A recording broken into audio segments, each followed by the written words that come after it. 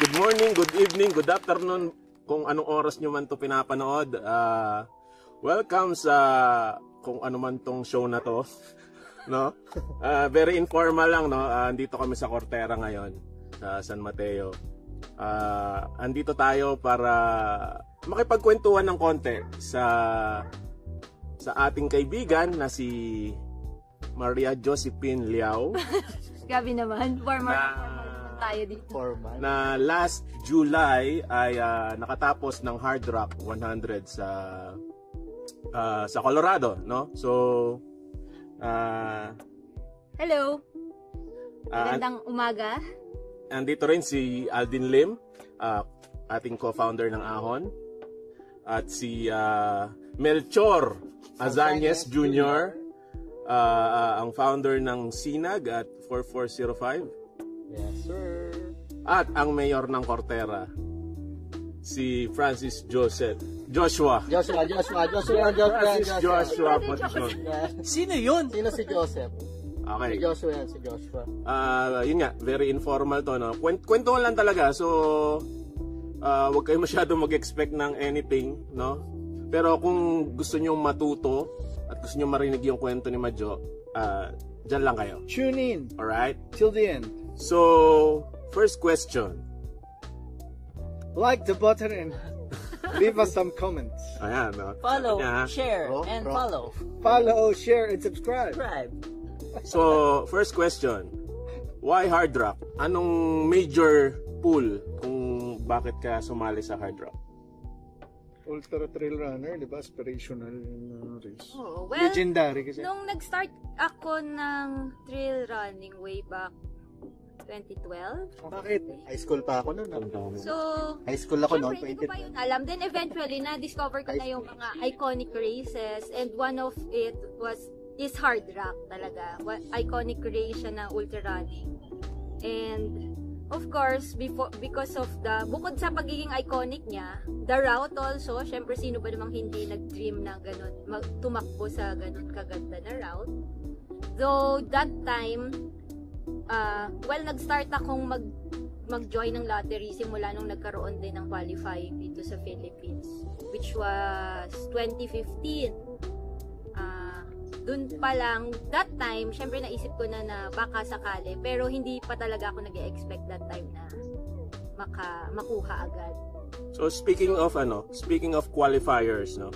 Paano yung naging path mo papasok ng Hard Rock, no? So, ano yung mga pinagdaanan mo, tapos if ever, ano yung pwede mong maibigay na tip sa mga aspiring? Well, for Hard Rock kasi they really consider it as a post-grad na experience. Or When you say post-grad?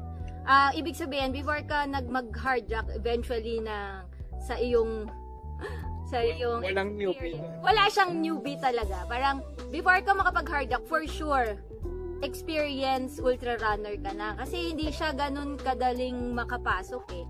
So, to begin with, I joined the lottery 2015. So, isipin nyo yun, after a decade, saka ko pa lang siya natakbo. And during that time, leading to that moment, madami na din ako nag-gain na experience na I think nakatulong talaga para ma-finish ko siya.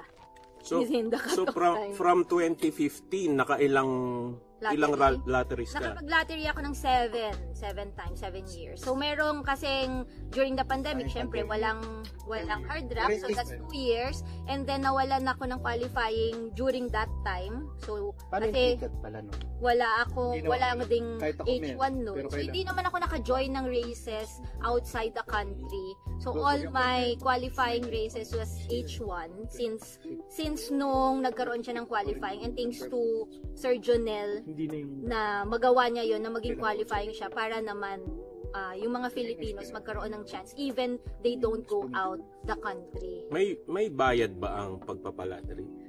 Mag-enter ka na agad ng credit card mo pero hindi ka pa mabibil unless makuha ka during tapos parang $10 lang siya. Tapos may hindi, hindi, parang $10 tapos optional na pwede mo siyang i-donate sa yung Joel something. Zuckerberg. Hindi ka naman Hindi yung Joel Zuckerberg. Yung tinatch natin, yung namatay doon. Zuckerberg ba yun? Mark? Hindi si Mark yun. Hindi pa siya makikredit. Hindi si Mark. Hindi pa siya Kilala ba makikredit. Pero Hindi sa Facebook yung to. registration fee is nasa $400+ na kasi siya. Pero hindi pa siya makikredit unless makuha ka sa lottery. Then automatic na siya ma-charge. So, kumbaga, pwede ka mag-lottery nang wala kang binabayaran. Oo. So, hindi ka ba in that span of 10 years, hindi ka nawalan ng gana? Hindi ko din alam kung bakit, pero kasi salary naman ako siguro at the back of my mind, kaya ako din sumasali sa H1, it's because baka gusto ko talaga mag-hard rock. Kaya, yon. So, eventually, nangyari kasi noon, honestly, ito na sana yung last year ko, yun na sana yung last. Kasi nga, ang tagal-tagal na, then ayoko na din mag 100 miles dito, or mag 100 miles, mag-stop muna mag 100 miles. Kasi mag-enduro na siya. Yung last narinig niya yan, ha? Narinig niya. Last ko na qualifying is 2023. And then 2023, nagpa-lottery ako, hindi ako nakakuha. 2024, yun na sana yung last since 2 years yung validity niya. And nung nagpa-lottery... Teka, bakit ayaw mo na ng 100 miles? Hindi naman ayaw, pero gusto ko na mag-rest. Gusto ko na muna mag-rest. So, during that time... Takbo-takbo na lang kasama yung mga aso. Yung mga aso. Sa Enduro. Ano, papatapusin yung Then... Abusan niya, wala structure to. Then, yon. So, nung nagpa-lottery ako ng 2024, naisip ko na last na yon. Then, nakalimutan ko na nga na nagpa-lottery ako. Hanggang sa, nung December 7 yata yon, nag-message si Simon na congratulations. So nagtataka pa bakit ako congratulate dito kasi hindi ko na talaga maalala. And then saka ko lang na-check yung email ko. Wala, hindi nyo pinapansin. Wala ko may nag-group. Saka ko lang check yung email ko na congratulations or welcome to Hard Rock. So dun lang nag-dawn na oh shit, nakapasok pala ako sa Hard Rock. So in short, parang I almost gave up to that dream pero God's will na siguro or universe said na hindi Saka sabi mo, Year of the Snake. Diba? Tapos Year of the Snake pala ako. So sakto, papasok. Sobrang swerte ko yata nung time na yun. Diba, so lagi ako nananalo sa lottery. Na pinaghahandaan mo na noon, yung nag-usap tayo sa Baguio. Magtotor sa Or di kaya, samahan niyo yung mga si Uncle Andrew tsaka si Uncle kung hindi ka Eugene. makaka-hard rock. Actually, ang iniisip ko pala noon, since wala na rin naman akong qualifying, magtutor na lang sana ako ngayong taon. Support lang ako dun kasi Pero magpa-bike lang ako. Iba pala yung gusto ng universe. So, gusto niya mag-hard rock ako this year. Next year ka Retired na tayo, tapos nag-unretire, tapos nag-retire. Kaya yung mga friends ko biglang nagsitakbuhan din sila. So, speaking of planning, how far ahead dapat mag-plan yung mga aspiring na sumali? 10 years. Yung Hindi siguro kung kunyari meron na silang qualifying tapos nag-iintay na lang sila ng lottery. siguro kung ina-expect mo na Kaya siya post. or ginugusto mo na makakuha, siguro yung fitness mo dapat always na nandyan. Not may base ka lagi. Kaya post-grad siya na tinatawag kasi ina-assume nila na pag nakuha ka sa lottery, you have all the experience na nagagawin yun. Kasi nung napunta kami doon, marirealize mo talaga na everyone there is experienced na talaga. Na, walang first timer. Walang first timer, walang... Kung meron man, alam niya na rin yung medyo may at least siguro 3 or 5 years na tumatakbo ng trails, ultra distance, tapos medyo may may certain sila na level of experience na hinahanap. So siguro tatanungin na preparation ever since na nag-decide ka na magpa-lottery, yun preparation na yun. Pag nag-lottery ka ba, tapos halimbawa sa lottery mo, first time nag-qualify ka ba sa H1, tapos pwede na yun, di ba? So yun lang yung H1 lang yung 100 miles mo. So pagdating doon, wala naman lang question kung... Wala.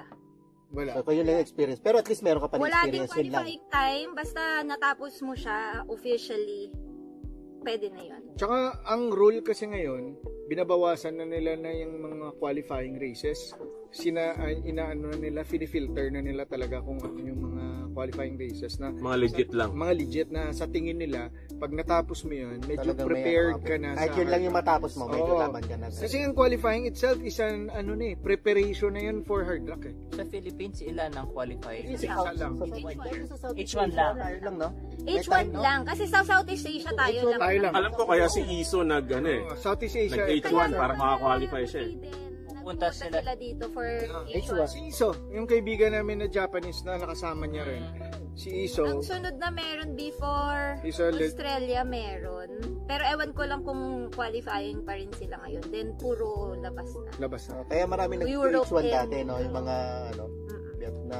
Kaya pasalamat rin kami sa Oh, H1. thank you din talaga kay Sir Junel nung inumpisahan niya na maging grabe. qualifying siya. Kasi yung chance, Magka-avenue. tumaas yung chance na at least na magkaroon ng qualifying dito. Tsaka in terms of self-sufficiency, tinuruan talaga tayo.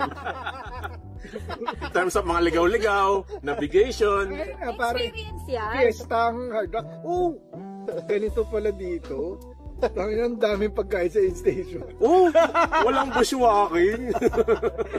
Sa 100 miles, kasi ngayon lang naman ako trail run. As in, wala pa atang 5 beses akong sumali sa basically trail run. Marami na. No? Talaga. Kwan. Yung mga training natin, sumasama ka naman eh. Walang naman yun eh. In terms of racing, di ba? In terms of racing, yung let's say H1, ano may expect ng newbie?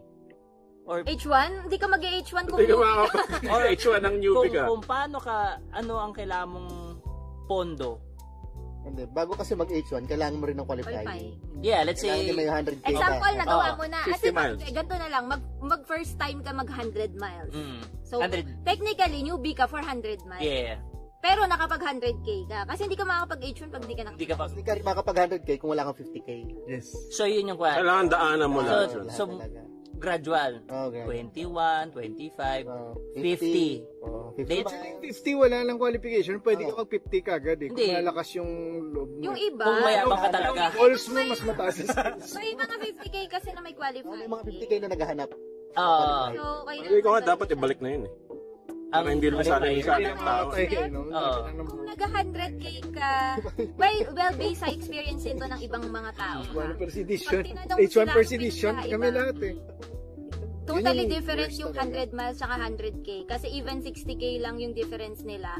Pag nag-wall ka after 100k, medyo mahirap. Ako, yung utak ko, pang 100k lang eh. Medyo mahirap sa Wall ko eh. labanan. So, bukod dun sa, kasi yung 100k, pwede, kung mabilis ka naman, kaya mo naman siya tapusin ng 8 hours. Yung within a 100k day. kayang... So, within a day. As in, within 24 hours. 100k. Oo, pero kung normal average lang taga for 100 miles, more than 24 hours siya. Depende kung anong ruta, syempre. Kung saan din. Depende talaga eh. Kung ano, baka naman flat na 100 miles. Trail ha? Trail. Kahit runnable, Leadville, 24, 27 sila. Pero kasi, 25. ano yun, 90% runnable. Mm. Ang may dalawang klaseng trail run kasi, yung trail run Technical. lang, trail run, saka Hindi, technical, ang tawag na ngayon doon, gravel. gravel, or cross Gravel. country. Hindi na siya Oh, trail. or mountain run. Iba ang ibang mountain run. Depende. Ang hard rock kasi naka-categorize siya as Pero mountain run. siguro, ang pinaka-okay lang din ngayon yung sa time ngayon na mga gusto mag 100 miles is lahat ng info nandyan na. Kasi during that time Wala. na first kami na eto yan sila mga kasama, pati ikaw, di ba? First H1. Yan kami apat. Para kaming bahala na kayo sa Guinea buhay pig. nyo. Walang ano nun. Survival. Ito talaga yung literal na survival of the fittest. Walang navigation. Siya lang yung may gel Ano mo. lang? Guys, sila nag-pave ng path nyo ah. Hindi naman. Basically, May parang mga ganito. mas nauna sa amin, may mga mas matanda kaysa sa amin. Pero nung nag-boom ang trail running, na Timingan lang. Nag-start, kumbaga Nakasabay start na kami sa booming nung nag-grow ang trail running sa Philippines. Pero may mga mas matanda. na. Marami. Madami talaga. Si Tambi. Hindi siya matanda. Pero yung mga legends, sina Ige, si Leo Oracion. Oo, Oo. palagay ko yung trail running eto personal opinion ko lang. Yung trail running nag-evolve yan galing sa Sa mga adventure races. Adventure races, yes. Tapos naging sariling lane na yung trail running. Dito sa Pilipinas. Marlboro ba yan? Marlboro. Oo. Diba? Ay, sina Simon Sandoval, even before, si John Lacandale. Si Higi. Si... Coach Higi. Retzel, yung mga matatanda na yung mga UPM. Anyway, matatanda sa sport. Mahaba. Ibang usapan yung trail running. History na yun. Balik tayo. So mula nung sabi mo December 7 ba? Basta 6-7, hindi ko na maalala. 6-7? 7 dito sa Pilipinas, 6. No, 6 yung lottery. So nung nalaman mo, anong ginawa mong unang move? Anong plano? Wala pa.